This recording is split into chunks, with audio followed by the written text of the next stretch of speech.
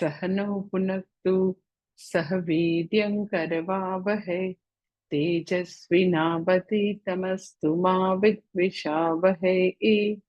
ओम शांति शांति शांतिः। श्रुतिस्मृतिपुराणानाम् आलयं करुणालयं नमामि भगवत्पादं शङ्करं लोकशङ्करं। शङ्करं शङ्कराचार्यं केशवं बादरायणं सूत्रभाष्यकृतौ वन्दे भगवन्तौ पुनः पुनः। ईश्वरो गुरुरात्मेति मूर्तिभेदविभागिने व्योमवद्व्याप्तदेहाय दक्षिणामूर्तये नमः। ओम।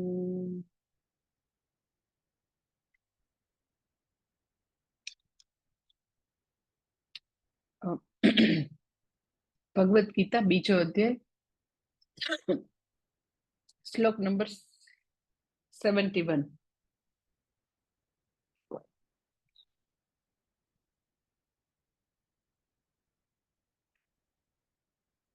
विहाय कामान्यः सर्वान् पुमां सरति निःस्पृहः निर्ममो निरहङ्कारः स शान्तिमधिगच्छति। બીજા અધ્યાયનો અહીંયા હવે સમિંગ અપ છે, હવે ઉપસંહાર ચાલી રહ્યો છે છેલ્લા બે શ્લોકમાં કે છે યહ પુમાન સર્વાન કામાન વિહાય નિસ્પૃહઃ નિર્મમઃ નિરહંકારઃ ચરતિ સ શાંતિમ અધિગચ્છતિ. પેલું જે સ્થિત પ્રજ્ઞ છે શરૂઆત પ્રજહાતી યદા કામાનથી શરૂ કર્યું અને અહીંયા આગળ ઉપસંહારમાં વિહાય કામાન. પ્રજહાતી એટલે બી તો કે કામનાઓ જેનામાંથી કામનાઓ જતી રહી છે. અહીંયા બી વિહાય કામાન એટલે પ્રજહાતી અને વિહાય કામાન બે એક જ છે. એટલે ઉપસંહારમાં પાછું ત્યાં આગળ યાદ કરે છે પ્રજહાતી વાળું. એટલે યહ પુમાન એટલે જે વ્યક્તિ સર્વાન કામાન વિહાય બધી જ બાઇન્ડિંગ ડિઝાયર એનામાંથી ચાલી ગઈ છે અને નિસ્પૃહ થઈને પછી મમકાર રહિતની થઈને અહંકાર રહિતની થઈને ચરતી એ દુનિયામાં વિચરણ કરે છે. સશાંતિમ અધિગચ્છતિ. આખું ભાષાંતર એવી રીતે થશે કે જે વ્યક્તિ આ રીતે જે વ્યક્તિ બધી જ બાઇન્ડિંગ ડિઝાયરો જેનામાંથી ચાલી ગઈ છે એવી વ્યક્તિ મમકાર વગરની અહંકાર વગરની સ્પૃહા વગરની થઈને દુનિયામાં વિચરણ કરે છે એ શાંતિને પ્રાપ્ત કરે છે. એટલે આપણે આની પહેલા જે પ્રજહાતી યદા કામાન છે એમાં આપણે જોયું હતું કે જ્યારે બી કામના છોડવાની વાત આવે, પ્રજહાતી યદા કામાન વિહાય કામાન, જ્યારે બી કામના છોડવાની વાત આવે છે તો અચૂકપણે બાઇન્ડિંગ ડિઝાયરની વાત આવે. નોન બાઇન્ડિંગ ડિઝાયર જે છે, જે બંધન નથી ઊભું કરતું એવી ઈચ્છાઓ હંમેશા તો કે લોક કલ્યાણની ઈચ્છા છે, લોકોનું એનાથી ભલું થાય છે. અને નોન બાઇન્ડિંગ ડિઝાયર જે છે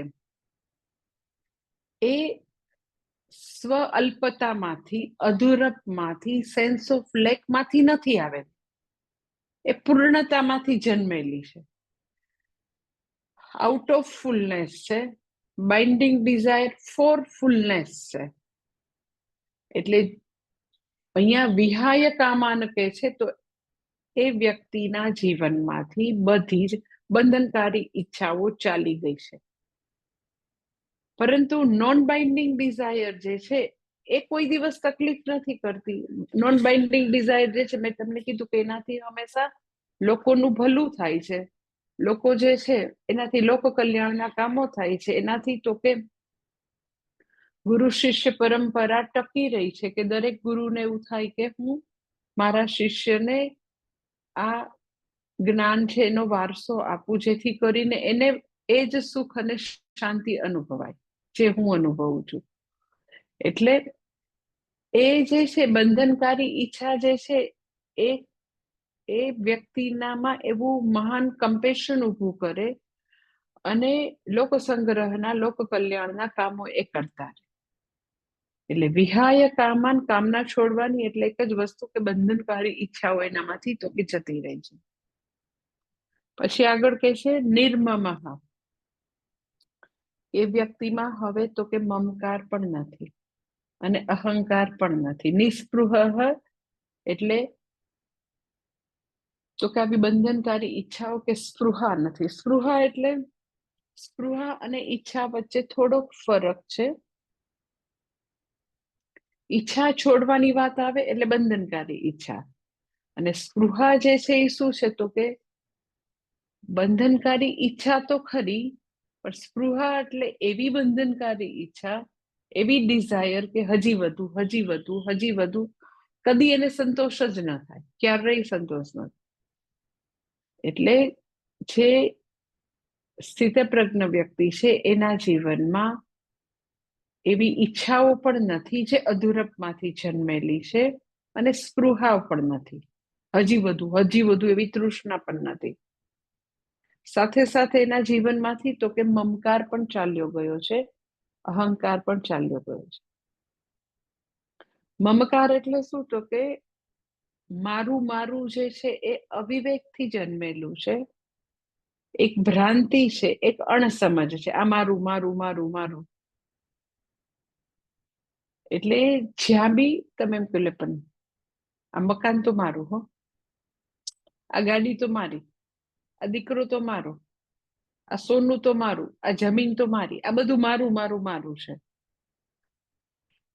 કે હું ડોક્ટર છું તો એ ડોક્ટરની ડિગ્રી તો મારી. તો જ્યાં બી આપણે મારું મારું મારું ના સિક્કા લગાવીએ, એનું જરાક એનાલિસિસ કરીએ તો ખબર પડે કે મમકાર જે છે એ પ્યોરલી અવિવેકની ઉપજ છે. શા માટે તો કે કાંઈ બી વસ્તુ આપણને જીવનમાં હાંસલ થઈ છે એની સંપૂર્ણ માલિકી મારી નથી, સંપૂર્ણપણે આપણે ઓથર ક્યારેય નથી. બહુ બધા લોકોના ટેકાથી, સહાયથી આપણે પૈસા કમાઈ શક્યા છીએ, સહાયથી ડિગ્રી આવી છે, સહાયથી તો કે જે કોઈ આપણી આસપાસની વ્યક્તિઓ જે છે, બધું બહુ બધા લોકોના સપોર્ટથી છે. તમે એમ કહો પણ મારું બાળક તો મારું ખરું ને, હું તો મારા બાળકનો ઓથર ખરો ને, તો કે ના, એ પણ તો કે ભગવાન જે છે એને નિર્માણ કરેલું છે, માતા પિતા તો ખાલી નિમિત્ત છે. એટલે મમકાર જે છે એ એક ભ્રાંતિ અને અણસમજમાંથી અવિચાર સિદ્ધ વસ્તુ છે. વિચાર નથી કર્યો એટલે એવું છે. એના માટે પૂજ્ય સ્વામી દયાનંદજી હંમેશા એક એવી પોતાની વાત કહેતા હોય છે જે એકદમ જ એટલી એટલી સરસ છે વાત કે આપણને આમાં એકદમ સમજાય કે ખરેખર અવિચાર સિદ્ધ વસ્તુ છે મારું મારું મારું. એ મારું કઈ છે જ નહીં આ જગતમાં. ઇવન આ શરીર પણ મારું નથી, કઈ જ મારું નથી. એટલે મારાપણું એ કેટલું ક્ષુલ્લક છે, એ કેટલું વાહિયાત છે. એના માટે પૂજ્ય સ્વામીજી એક્ઝામ્પલ આપતા, પોતાના અનુભવની એક વાત કરતા કે એમ કે બહુ જ બધા વર્ષો પહેલા એમ કે હું ચેન્નાઈથી બોમ્બે ગયો. તો બહુ બધા વર્ષો, like you can say like 50 years પહેલા કે 60 યર્સ પહેલા, બહુ બધા વર્ષો પહેલા. તો એ વખતે ચેન્નાઈ ને બેંગ્લોર ની બધા સિટી જે છે એ કેવા હતા તો કે એ એવી રીતે એમ કે ત્યાં એવા બધા ફ્લેટ કહીએ હાઈ રાઇઝર એ ત્યાં નતા બનતા. કોઈ પણ સિટી જે છે પેલાના જમાનામાં, કોઈ પણ શહેર એ હોરિઝોન્ટલ વધતું, વર્ટિકલ નહોતું વધતું. કારણ કે જમીનનો કઈ તૂટો હતો ને એટલે વર્ટિકલ વધવાની જરૂર નહીં. જ્યારે મુંબઈ શહેર જે છે એમાં હંમેશા એમ કે દરિયાઈ પટ્ટીને કારણે ત્યાં આગળ હંમેશા એવું હતું કે એ પહેલેથી વર્ટિકલ વધતું, હોરિઝોન્ટલ ઓછું વધતું, કારણ કે જમીન જ ન હોય. એટલે બહુ બધા વર્ષો પહેલા એમ કે હું જ્યારે એમ કે મારો એક શું કહેવાય શિષ્ય એ ત્યાં આગળ મુંબઈમાં હતો, ચેન્નાઈથી મુંબઈ ગયો અને એને કીધું કે સ્વામીજી એમ કે મેં મુંબઈમાં મારું ઘર લીધું છે, તો તમે પગલા કરવા આવજો બ્લેસિંગ દેવા માટે. એટલે એમ કે એ જમાનામાં પણ એવું હતું કે અચ્છા એમ કે મુંબઈમાં તે ઘર લીધું, તો કે હા તારું પોતાનું હાઉસ, તો કે તમે આવજો તો ખરા હું બતાવું. તો કે સારું. પછી એમ કે હું મુંબઈમાં એના જે કમ્પાઉન્ડમાં એન્ટર થયો અને મેં જોયું બિલ્ડિંગ, એટલે મેં એને કીધું કે અચ્છા આવડું મોટું તે ઘર બનાવ્યું? તો કે ના ના સ્વામીજી, આ જે છે ને એમાં એક ફ્લોર જે છે ત્યાં મારું ઘર છે. અચ્છા અચ્છા. પછી એમ કે એ લિફ્ટમાં એ 7મા માળે ગયા, પછી પૂછ્યું છે અચ્છા તો આખે આખો આ ફ્લોર તારું? તો કે ના ના ના, આ ફ્લોર ઉપર તમે જો 4 જુદા જુદા અપાર્ટમેન્ટ છે, તો એમાંનું મારું એક છે. તો કે અચ્છા અચ્છા. પછી એના ઘરમાં સ્વામીજી પગલા દે છે અને પછી એને બ્લેસિંગ આપે છે. પછી એને પૂછે છે કે મને તો હું આમ ચેન્નાઈથી આવ્યો તો બહુ આમ સમજાણું નહીં, પણ આ જે છે તારું ઘર, તું એમ કે છે તારું ઘર છે, એમાં એક્ઝેક્ટલી તારું શું છે? એમ કે આ 10 માળનું બિલ્ડિંગ છે, તો તું 7મા માળે છે, તો આ છત છે ઈ તારી ખરી? અરે હોય કઈ, ઈ ઉપરના માળવાળા જે છે ને એનો ફ્લોર છે. તો કે સારું વાંધો નહીં, આ તારું જે છે ફ્લોર ઈ તો તારું ખરું ને? ના ના હોય કઈ સ્વામીજી, 6ઠા માળવાળાની આ છત છે. અચ્છા તો તારું છત બી નહીં ને તારું નીચે ફ્લોર બી નહીં? તો કે હા એવું જ. અચ્છા તો આ લેફ્ટ સાઈડની દિવાલ તો તારી ખરી ને? ઈ એની જો બાજુનો જે ફ્લેટ છે ને એની સાથે ઈ પાછળનો ભાગ એનો છે. તો કે આ 100% તારી નહીં? તો કે ના. પછી આ સાઈડની દિવાલ? તો કે એ લેફ્ટ સાઈડની દિવાલ બી નહીં. રાઈટ સાઈડની? તો કે ઈ એની બાજુના ફ્લેટ સાથે છે. ચારે ચાર જે છે એ આજુબાજુના ફ્લેટ સાથે શેરિંગ છે. આ જે છે ઉપરના સાથે છે, ઉપર નાનું તળિયું છે ને આ તો કે નીચે નાનું સ્લેબ છે. તો ફ્લોર પણ તારો નહીં, છત પણ તારી નહીં, 4 દિવાલો બી તારી નહીં. તો સ્વામીજી કે મને તો કઈ સમજાતું નથી, તો તારું શું? તો કે આ વચ્ચેની જે સ્પેસ છે, અવકાશ છે એ મારો. તો સ્વામીજી કે પણ તું બહાર નીકળ ને, બધું સ્પેસ છે લઈ છે ને, બધું છે જ ને, સ્પેસ એમ જ પડેલી છે. એટલે મારો ફ્લેટ, મારું મકાન, એ જે કેવું અપાર્ટમેન્ટમાં મારું મકાન કેવું, એ જેટલી ભ્રાંતિ છે, એ જેટલું કન્ફ્યુઝન વાળું છે, એટલું જ તો કે વ્યક્તિ જ્યારે એમ કે આ મારો દીકરો છે, આ મારું મકાન છે, આ મારું વાહન છે, આ મારું સોનું છે, આ મારી જમીન છે, એટલું જ વાહિયાત છે, અવિચાર સિદ્ધ છે. ખરેખર મારું કોઈ બી વસ્તુ મારી ત્યારે કહી શકાય કે જ્યારે સંપૂર્ણપણે આપણે એના સર્જક હોય, આપણે જ બનાવેલું હોય. એટલે અહીંયા આગળ સ્થિતપ્રજ્ઞ વ્યક્તિ માટે કહે છે કે સ્થિતપ્રજ્ઞ વ્યક્તિ એ છે કે જેના જીવનમાંથી બાઇન્ડિંગ ડિઝાયર ચાલી ગઈ છે, સ્પૃહા ચાલી ગઈ છે, મમકાર ચાલ્યો ગયો છે અને અહંકાર પણ એના જીવનમાં નથી. શા માટે અહંકાર નથી? તો કે અહંકાર એવી કોઈ વસ્તુ નથી કે તમે આમ ઉઠાવીને આમ બાજુ પર, પણ આત્મજ્ઞાન થતા બાધિત અહંકાર રહે છે, એઝ ધો હશે.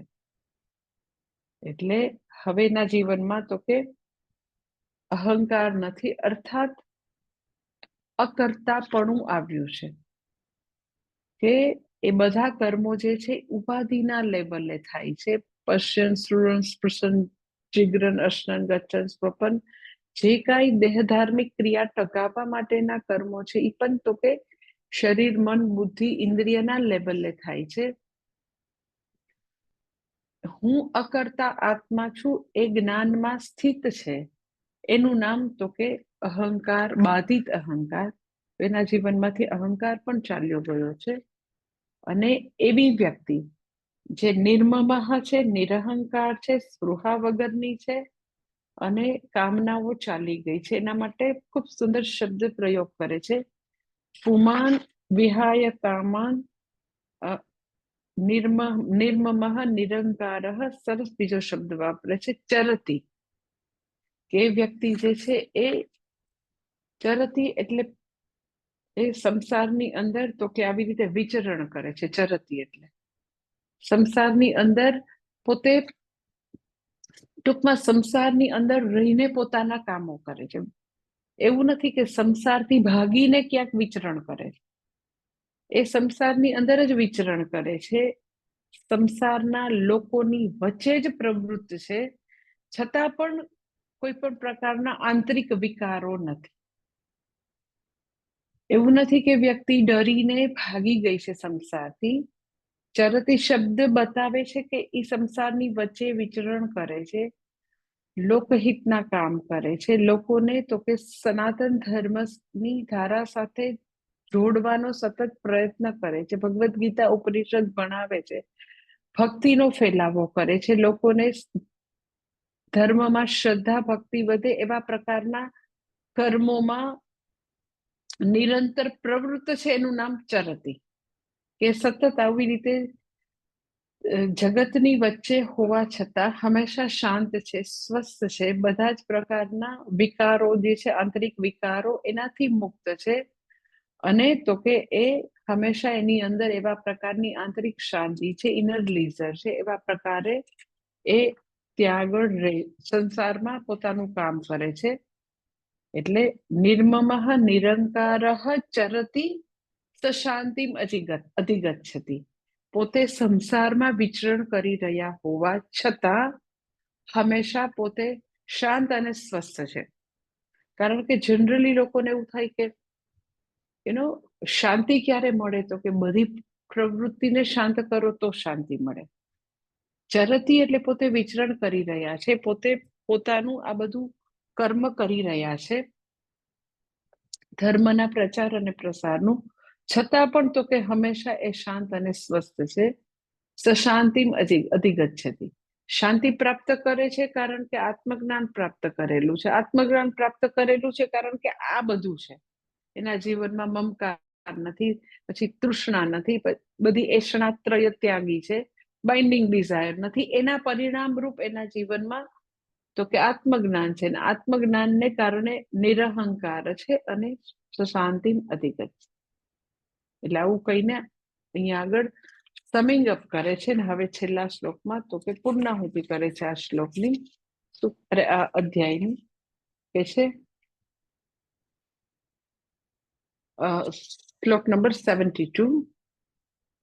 એષા બ્રાહ્મી સ્થિતિ પાર્થ નૈનામ પ્રાપ્ય વિમુહ્યતિ સ્થિત્વા સ્યામંતકાલેપી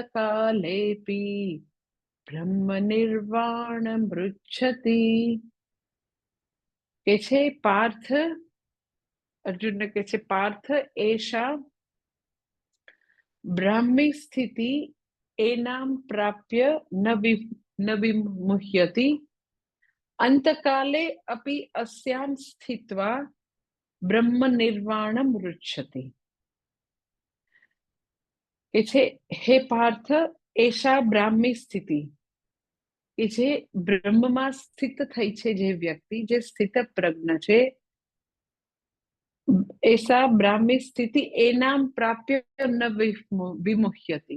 એકવાર બ્રહ્મમાં વ્યક્તિ સ્થિત થાય પછીથી ફરીથી મોહિત થતી નથી, મોહ પામતી નથી. પછી તો કે અંતકાલે અસ્યામ સ્થિત્વા, વ્યક્તિ કદાચ અંતકાળે પણ સ્થિત પ્રજ્ઞત્વ પ્રાપ્ત કરે, બ્રાહ્મી સ્થિતિ પ્રાપ્ત કરે, તો પણ મુક્ત થઈ જશે. હે પાર્થ, એકવાર વ્યક્તિ જ્ઞાન પ્રાપ્ત કરે, બ્રાહ્મી સ્થિતિ પ્રાપ્ત કરે, તો ફરીથી દુઃખી થશે, ફરીથી મોહિત થઈ જશે એવું હવે બનવાનું નથી. અને કદાચ એ અંતકાલે પણ એને બ્રાહ્મી સ્થિતિ પ્રાપ્ત થાય, એ સ્થિત પ્રજ્ઞત્વ પ્રાપ્ત થાય, તો પણ એની મુક્તિ પાક્કી છે.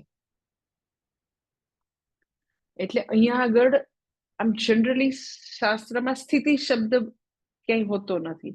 અવસ્થા છે, સ્થિતિ છે, એ આપણે લગભગ તમે જોજો ક્યાંય એ શબ્દ આપણે વાપરતા નથી. કે એની તો બહુ પછી ઊંચી ભૂમિકા છે, એ બહુ ઊંચી બ્રહ્મની અવસ્થામાં પહોંચી ગયા, એની સ્થિતિ બહુ ઊંચી છે, એવું આપણે લગભગ નથી હોતું. તમે જોયું હશે. પણ અહીંયા ભગવાન જસ્ટ એમ જ અહીંયા એકવાર એવી સ્થિતિ શબ્દ વાપરે છે. સ્થિતિ શબ્દ સ્થિતિ શબ્દ એટલા માટે અવસ્થા કે એવું ન વાપરે, કારણ કે અવસ્થા કે સ્થિતિ એ કાયમી ન હોય. આપણે એમ કહીએ કે આજે આ સ્થિતિ છે એ લોકોની, એ લોકોને થોડી સ્ટ્રગલ વાળી સ્થિતિ છે ફેમિલીને, પણ બધું થોડા વખતમાં સારાવાના થઈ જશે, સારું થઈ જશે, સ્થિતિ તો બદલાશે. એ લોકોને અત્યારે સ્ટ્રગલ છે, ડઝન્ટ મીન કે કાયમ સ્ટ્રગલ રહેશે. આપણે સ્થિતિ શબ્દ ઈ સેન્સમાં વાપરીએ કે જે કાયમી નથી, એ બદલાતી રહેશે.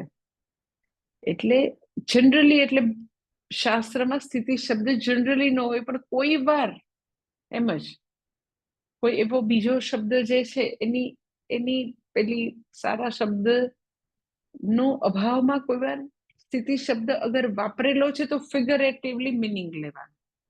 સાચે સાચે એમ કે બ્રહ્મની એક સ્થિતિ છે, એ બ્રહ્મની એ ઊંચી અવસ્થામાં પહોંચ્યા એવો મતલબ લેવાનો નથી. ફિગરેટિવલી મિનિંગ લેવાનો છે, એમ જ વાપર્યો છે સ્થિતિ શબ્દ.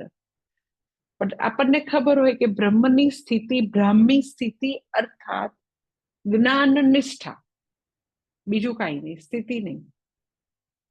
એટલે એકવાર વ્યક્તિ સ્થિત પ્રજ્ઞ બની, જ્ઞાન નિષ્ઠ બની, પછી તો કે વ્યક્તિ જે છે, કોઈ એમ કે પછી જ્ઞાન પ્રાપ્ત કરી દીધું પછી પાછું ફરીથી મોહ નહીં થાય, ફરીથી દુઃખના ચક્રમાં અમે નહીં આવીએ. તો અહીંયા કે છે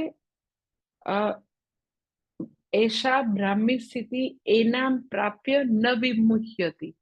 હવે એકવાર વ્યક્તિ જે છે એને બ્રહ્મ જ્ઞાન થયું, નિષ્ઠા આવી, પછી ફરીથી પાછું એને મોહ થશે, અજ્ઞાન આવી જશે. એકવાર જ્ઞાન પ્રાપ્ત થયું, પાછું અજ્ઞાન આવી જાય તો શું કરવાનું મારે? તો ભગવાન અહીંયા એસ્યોરન્સ આપે છે, અજ્ઞાન છે એને જતા જ આવડે છે, અજ્ઞાન પાછું આવી ન શકે. એકવાર જ્ઞાન આવ્યું પછી બીજી વાર અજ્ઞાન તમે ચાહો તો બી નહીં આવી શકે. એ ચાહે પરાવિદ્યાની વાત હોય, ચાહે અપરાવિદ્યાની. એટલે ચાહે તમે એમ કે અધ્યાત્મમાં વાત કરો કે વ્યક્તિને આત્મજ્ઞાન થયું, સ્વનું જ્ઞાન થયું, ઈશ્વરનું જ્ઞાન થયું, જીવ ઈશ્વર એક્યનું જ્ઞાન થયું, પછી પાછું ભૂલાઈ ગયું, પછી પાછું અજ્ઞાન આવી ગયું, એવું થવાનું નથી. શા માટે? તો કે બસ અજ્ઞાનને જતા આવડે છે, અજ્ઞાન પાછું આવતા એને આવડતું જ નથી. અપરાવિદ્યાનું જ્ઞાનમાં સપોઝ હું તમને એવું કહું કે તમને ખબર છે કે કાર શું છે, કાર. હવે તમને બરાબર ખબર છે કે કાર એટલે આ 4 વ્હીલર કહેવાય.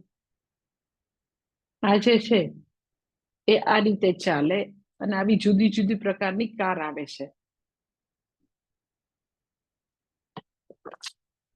ભલે તમને બધી નવી નવી બ્રાન્ડ નથી ખબર, પણ તમને એટલું જરૂર ખબર છે કે આ કાર છે. હવે એકવાર તમને એવી ખબર પડી કે આ કાર છે,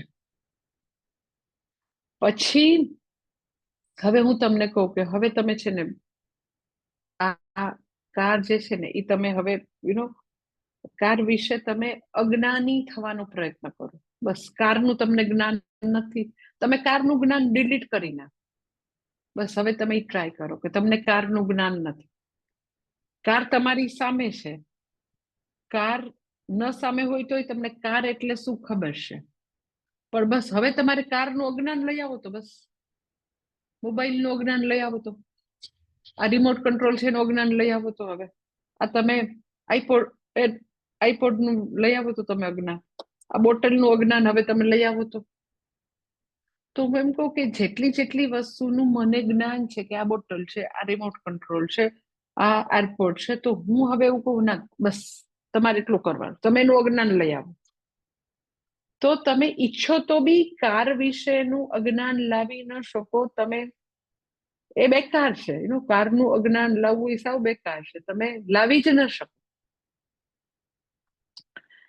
શા માટે? તો કે અજ્ઞાનને ખાલી જતા આવડે છે, અજ્ઞાન પાછું નથી આવી શકતું. એટલે ઘણા લોકોને એવું આમ ચિંતા થતી હોય કે બહુ બધી વસ્તુ ભૂલાઈ જાય છે, તો પછી એમ કે અત્યારે આત્મજ્ઞાન પ્રાપ્ત થયું પછી આપણને બુઢાપામાં પછી આત્મજ્ઞાન છે ભૂલાઈ, એટલે પાછું અજ્ઞાન આવી ગયું, કારણ કે ભૂલાઈ ગયું બધું, એટલે પાછો મોહ આવી ગયો, પાછો એકડે એક થી ચાલુ કરવાનું, એવું થવાનું છે. તો કે ના, શું કામ નથી થવાનું? હું તમને રીઝન સમજાવું કે જે આપણે જેટલા બી વસ્તુઓનું જ્ઞાન પ્રાપ્ત કરીએ છીએ બધું મેમરી ઉપર છે, મેમરી ઉપર. હવે એ જેની મેમરી છે, જે યાદ રાખી રહ્યો છે, જે ભૂલી જાય છે કે જે યાદ રાખે છે, એના જ્ઞાનની વાત થઈ રહી છે. મને યાદ રહે છે, મને ભૂલી જાય છે, હું ભૂલી જાઉં છું. તો આજે હું એમ કહું કે વ્યક્તિ બધું જ ભૂલી જઈ શકે, પણ કોઈ એવું ભૂલી જાય કે હા મને ખબર નથી કે મારું નામ શું છે, મને નથી ખબર કે મારું આની સાથેનું રિલેશનશિપ શું છે. તો વ્યક્તિ સ્વવિષયક એકઈ વસ્તુઓ ભૂલી ન શકે, પોતાનું જે જ્ઞાન છે એ થોડી ભૂલી જાય. વ્યક્તિ નહીં ભૂલાઈ જાય કદાચ એમ કે લાઈક કે ગયા વર્ષે છે ને 15મા અધ્યાયના 10 શ્લોક પાકા કર્યા હતા તો એ ભૂલાઈ ગયા, કારણ કે એ હુંથી અન્યત મેમરીનો વિષય છે. પણ જે આત્મજ્ઞાન છે તો હુંનું જ્ઞાન છે, એ કશા ઉપર આશ્રિત નથી, એટલે એ ભૂલાઈ જાય, હું કોણ છું એ ભૂલાઈ જાય. તો એકવાર હુંનું જ્ઞાન like it is exactly like એ કર્ણને હવે એવી ખબર પડી કે હું કૌંતેય છું, રાધેય નથી. તો હવે એ પાછું એવું ટ્રાય કરે કે હવે મારે છે ને હું કૌંતેય છું એ જ્ઞાન હવે મારે ડિલીટ કરી દેવું છે, હું કૌંતેય છું જ્ઞાન મારે ડિલીટ કરી દેવું. પણ એ મેમરી ઉપર આધારિત નથી, એ હું છું. એટલે હું વિષયક જ્ઞાન જે છે એ પાછું ચાલ્યું જશે એવું નહીં બને. ઇવન સિમ્પલ વિષય જ્ઞાનમાં પણ તમે ટ્રાય કરો કે હવે મને કારનું અજ્ઞાન લાવવું છે, તોય તમે ન લાવી શકો. તો આમાં તો કોઈ રીતે શક્ય જ નથી. એટલે કે છે કે જ્ઞાન પ્રાપ્ત કરીને પછી તને ફરી મોહ થવાનો નથી. અને પાછું ભગવાન હજી આગળ એશ્યોરન્સ આપે છે, શું કે છે? સ્થિત્વા શ્યામંત કાલેપી અંતકાલે અપી અસ્યામ સ્થિત્વા. કોઈ એમ કે પણ હજી તો બીજો અધ્યાય ચાલે છે, હજી તો અમે બધા ઉપનિષદ પણ નથી ભણ્યા, હજી તો બ્રહ્મસૂત્ર પણ નથી ભણ્યા. અરે ભગવાન કેટલી વાર લાગશે? તો ઘણા લોકો એવું કહેતા હોય કે અમે છે ને એમ કે ખાસ કરીને બહેનોએ કેટલી વાર મને કીધું છે એમ કે માતાજી ખરેખર એમ કે લગ્ન પહેલા જો આ ખબર હોતે ને તો લગ્ન જ ન કરતે. ખરેખર આ જ કરવા જેવું છે, અમે સંસારમાં ખોટા ફસાણા. કેટલાય બહેનો એવું કે પછી હરામ બરાબર છે કોઈ દિવસ રેગ્યુલર ભણે તો, પણ આવી વાતો કરે એમ, એને એવું થાય કે ઇટ ઇઝ ટુ લેટ, એને એવું થતું બહુ મોડું થઈ ગયું. પણ બ્રહ્મજ્ઞાન પ્રાપ્ત કરવામાં જાગ્યા ત્યાંથી સવાર. શા માટે? તો કે ભગવાન એમ કે અરે અંતકાળે પણ તને જો જ્ઞાન થઈ જશે તો પણ તું મુક્ત છો, તો પણ તારું પુનરપી જનનમ પુનરપી મરણમ નથી થવાનું. પરીક્ષિતને ખાલી 7 જ દિવસ હતા એની પાસે, તો પણ એ મુક્ત થઈ ગયો. એને ખબર હતી કે બસ આના પછી મને કોઈ ચાન્સ નથી. એટલે આપણને જ્યારે બી એવું થાય ને કે ઇટ ઇઝ ટુ લેટ, તો આપણે હંમેશા યાદ રાખવાનું કે જન્મો જન્માંતરના વિરાટ ચક્રમાં અત્યારનો જે લાઈફ સ્પેન છે એની તો સાવ નાનકડો છે. આખું આપણે કેટલાય જન્મોથી કેટલાય લોકોએ કેટલાય લગ્ન કરી લીધા, કેટલાય છોકરાઓ થઈ ગયા, કેટલાય પતિ હતા ને કેટલાય પત્ની હતા, આખું વિરાટ કાલચક્ર છે. એમાં આ જન્મે આપણને 2, 5, 10 વર્ષ વહેલું મોડું મળ્યું, તો એ આખા કાલચક્રમાં કઈ વહેલા મોડું છે જ નહીં. આપણને જ્યારે ગુરુ મળ્યા, શાસ્ત્ર મળ્યા, ત્યારથી વ્યક્તિ જે છે એ તો કે પોતે એના શ્રવણ મનન નિધિધ્યાસનમાં પોતે નિષ્ઠ થવા માંડે, એમાં એની ભલાઈ છે. મોડું થયું ને પહેલા મળ્યું હોત તો સારું હતું. ઉલટાનું ઘણીવાર એવું છે કે વ્યક્તિને મિડલ એજ કે એવી અવસ્થામાં જ્યારે પ્રાપ્ત થાય તો ઘણી બધી સમજદારી હોય, ઘણો બધો અનુભવનો નિચોડ હોય, એનું ભાથું હોય, ઘણી પરિપક્વતા આવી ગઈ હોય, અને ઘણી બધું દુનિયાની જે ચમક દમક છે એની આર પાર જોઈ લીધું છે કે શું છે, મર્યાદાઓ સમજવી એકદમ સહેલી થઈ જાય. એટલે આપણને તો ક્યાં અંતકાળે મળ્યું છે, આપણને કઈ થોડા પરીક્ષિતની જેમ છેલ્લા 7 દિવસ છે આપણી પાસે. એટલે વ્યક્તિ જો છે ને અંતકાળે મળે તો બી ભગવાન કઈ તો મુક્ત થઈ જશે, તો આપણે તો બધા એકદમ બહુ પ્રિવિલેજ સ્ટેટમાં છીએ. આપણને તો કેટલું બધું વહેલું આ ભગવત વાણી મળી ગઈ છે, તો કે જે વ્યક્તિ ખાલી આવી રીતે અંતકાળે પણ પ્રાપ્ત કરે તો પણ મુક્ત થઈ જાય. અને કે છે એ વ્યક્તિ જે છે એ સ્થિત્વા સ્યામંતકાલે બ્રહ્મ નિર્વાણમ મૃચ્છતિ. બ્રહ્મ નિર્વાણ એટલે એ મુક્તિને પામે છે. પછી બ્રહ્મ નિર્વાણ એટલે હવે ફરી ફરીને એને પુનરપી જનનમ મરણમ એવા ફેરામાં આવવાનું નથી, અને એ આવી રીતે કાયમ માટે નિષ્ઠ અને મુક્તિ પ્રાપ્ત કરે છે. અને છેલ્લે જોઈ લઈએ આપણે સંગ્રહ વાક્ય. ઓમ તત્સત ઇતિ શ્રીમદ ભગવદ ગીતાસુ ઉપનિષત્સુ બ્રહ્મ વિદ્યાયામ યોગ શાસ્ત્રે શ્રી કૃષ્ણાર્જુન સંવાદે સાંખ્ય યોગો નામ દ્વિતીયોધ્યાયઃ.